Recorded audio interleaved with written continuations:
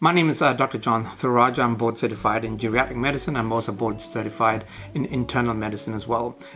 And this video is going to be the top symptoms causing COVID-19, and I'm going to begin with symptom number 14. So symptom number 14 is associated with the GI tract, around 2% of the cases, which would be abdominal pain. And sometimes it's an interesting symptom to think about because it's an unusual presentation, just abdominal pain. However, people who do present with abdominal pain, this is associated probably with clots in the mesenteric arteries. So the mesenteric arteries are arteries here in the abdomen. I won't go into too much detail, but there are certain receptors in the GI tract called ACE2 receptors, making it more likely for the virus to infect, and thus we have this association with abdominal pain. The 13th most common reason would be vomiting, and this is again associated with the GI tract, around 3.6%.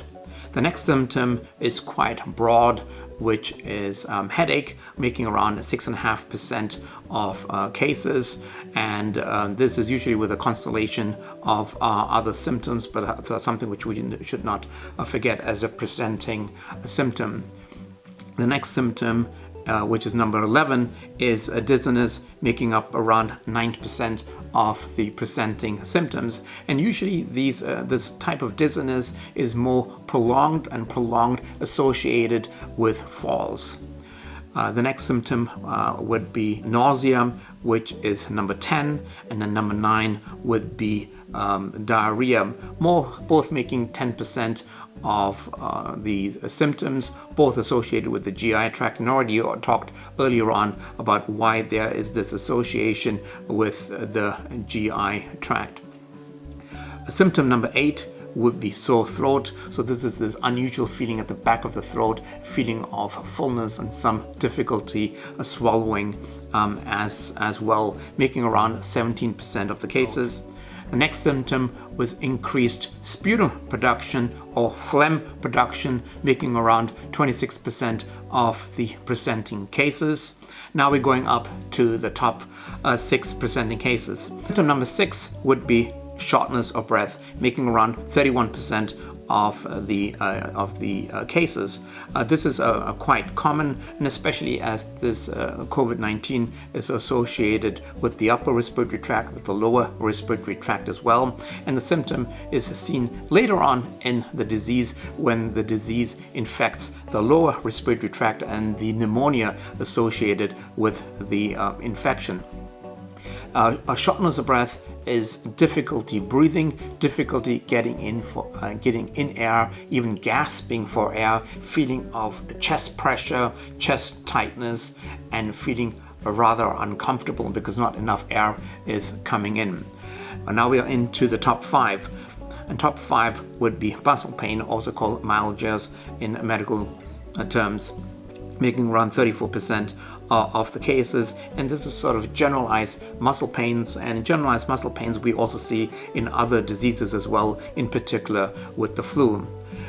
Symptom number 4 would be anorexia. Anorexia meaning poor appetite, making around 39, nearly 40% of the cases. And this is not unusual for chronic diseases, especially in a disease such as COVID-19, which affects not only the lungs but other organs as well, as the disease progresses, where you feel generally unwell and you don't feel like eating. Now we're into the top 3, and the top 3 would be a dry cough, making up nearly 60% of the cases. And this is all quite easy to understand, where this is a disease initially with the upper respiratory tract and later on with the lower respiratory tract as well. And you see a dry cough typically also with other viral infections and viral pneumonias.